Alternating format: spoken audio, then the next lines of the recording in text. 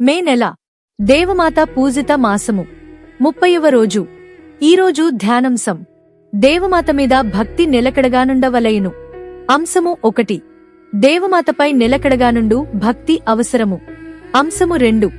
దేవమాతకు భక్తిని చూపించుటలోని విఘ్నములు. అంశము 3. ఆ విఘ్నములను తొలగించుకును విధానము. 1. దేవమాతపై నిలకడగానుండు భక్తి అవసరము. నావ నడుపువాడు కష్టములకు వెనుదీయక గమ్య చేరగనే సంతోషముతో అలుపు తీర్చుకునును.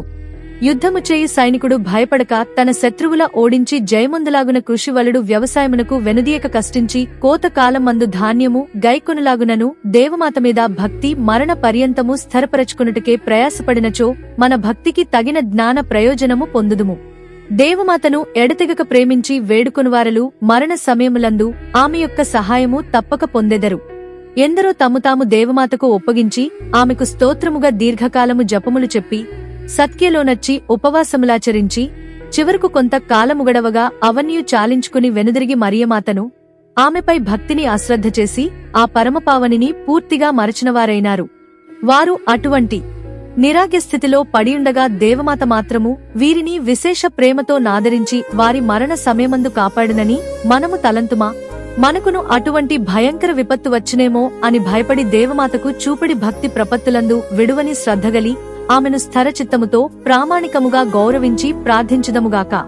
2. దేవమాతకు భక్తిని చూపించుటలోని విఘ్నములు. దేవమాత యందు మనకున్న భక్తిని నాశనము చేయుటకు పిశాచి ఎల్లప్పుడూ ప్రయత్నములు చేయుచుండును. దేవమాత మూలముగా అనేకులు నరకము తప్పించుకుని మోక్ష భాగ్యమున చేరుతున్నారనియు పాపాత్ముల అనేకులు మనస్సు మార్చుకుని పిశాచిని దాని క్రియలైన పాపము విడచి దేవునికి ప్రియులగుచున్నారనియు దేవమాత ద్వారా ఈ లోకమునకు అనేక విధములైన వరములు లభించుచున్నవని పిశాచి మిక్కిలి అసూయ చెంది మానవులు మరియమాతపై చూపెడుతూ భక్తిని చెడగొట్టవలయునని రేయింబవళ్లు విరామము లేక యత్నించుచుండును.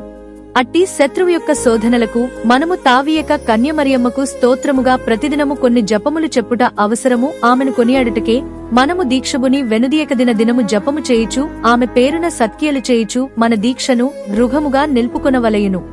3. ఆ విఘ్నములను తొలగించుకును విధానము. దేవమాతేందు మన భక్తి స్థిరముగానుండునట్లు ఆ పరమరాణి యొక్క మహత్వమును సుగుణమును ధ్యానించి ఆమె చేత పొందిన ఉపకారములను స్మరింపవలయును. మన తల్లియగు ఆ మరియమాత మనమీద నుంచిన ప్రేమను గుర్చి యోచించి దినమునకొకమారైన ధ్యానించుట శ్రేయస్కరము.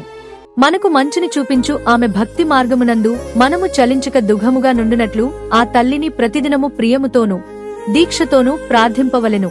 ప్రతిదినము ఆమెను పొగడి స్తుతించి కృతజ్ఞతా వందనములు చెల్లించుకుంటి ఏమి రానురాను మన మతిచెడి పిశాచి చేయు మోసమునకు లోనగుదుము.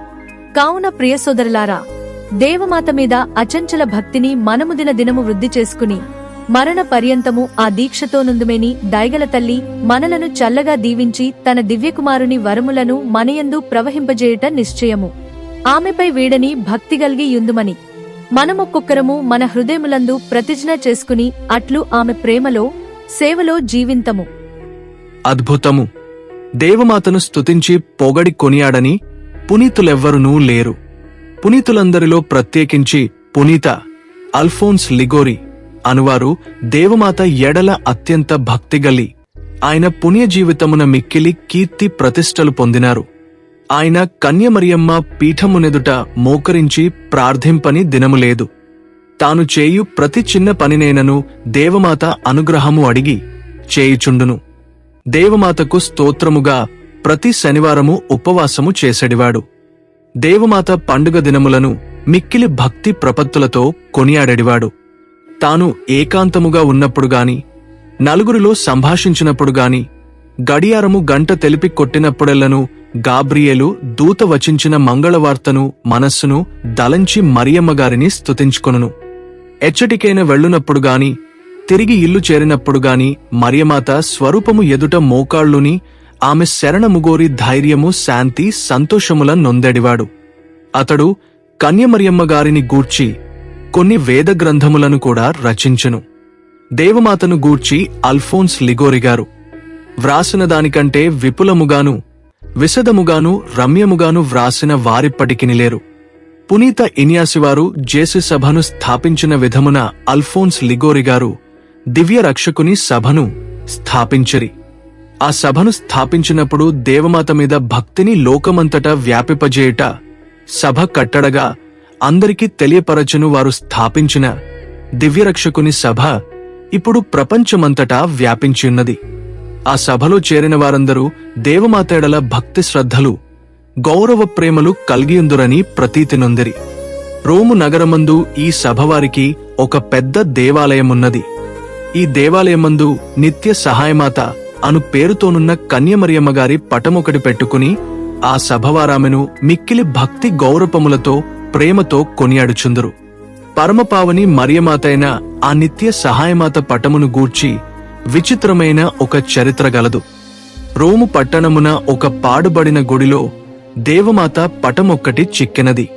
క్రీట్ ద్వీపము మధ్యధర సముద్రమందు ఇటలీ క్రిందున్నది నుండి దాదాపు కొన్ని వందల సంవత్సరముల క్రితము ఆ పటమును రోమునకు తెచ్చిపెట్టినట్లు చెప్పు ప్రతీతగలదు.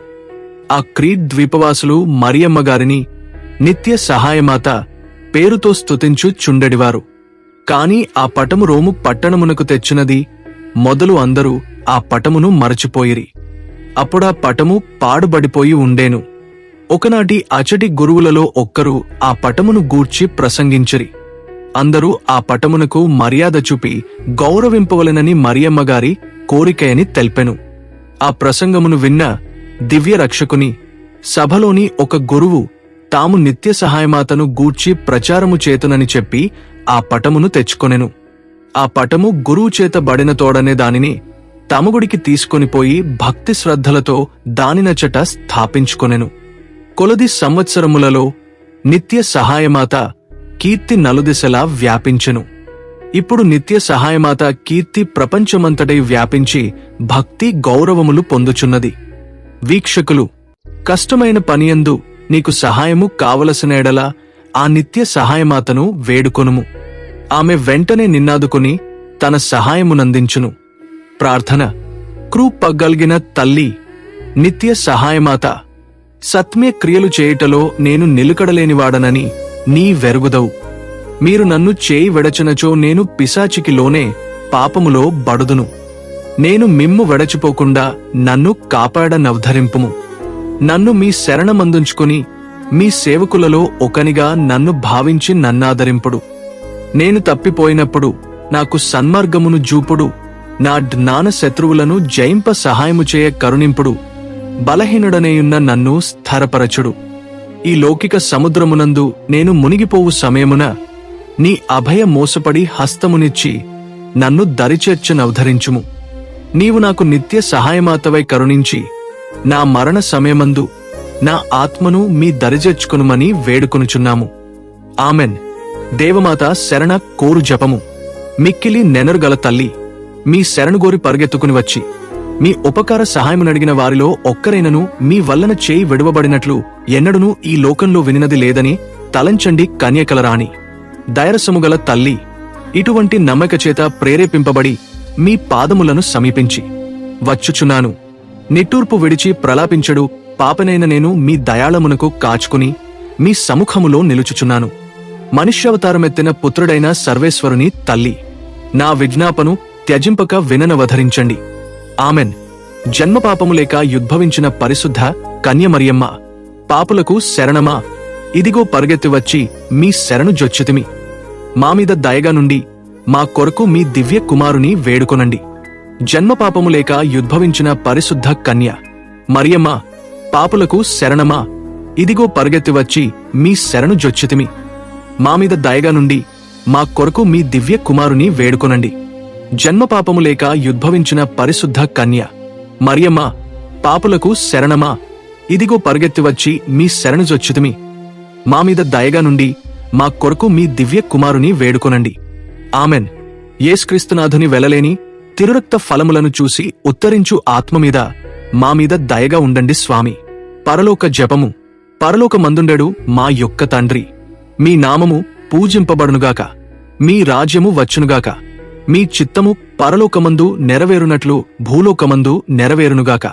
నానాటికి కావలసిన మా అన్నము మాకు నేటికి అనుగ్రహింపుము. మా యొద్ద అప్పు పడినవారి మేము మన్నించినట్లు మా అప్పులను మీరు మన్నించండి. మమ్ము శోధనయందు ప్రవేశింపనివ్వక కీడులో నుండి మమ్ము రక్షించండి. ఆమెన్. మంగళ వార్త జపము. దేవవర ప్రసాదము చేత నిండిన మరియమ్మ వందనము. ఏలినవారు మీతో ఉన్నారు. స్త్రీలలో ఆశీర్వదింపబడినవారు మీరే. మీ గర్భ ఫలమగు జేసువు ఆశీర్వదింపబడినవారు అగునే.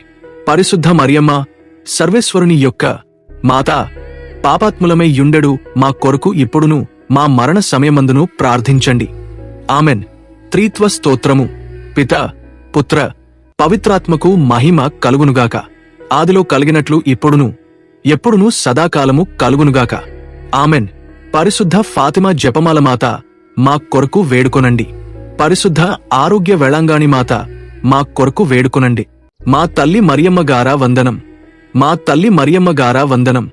మా తల్లి మరియమ్మ గారా వందనం. అవే మరియ.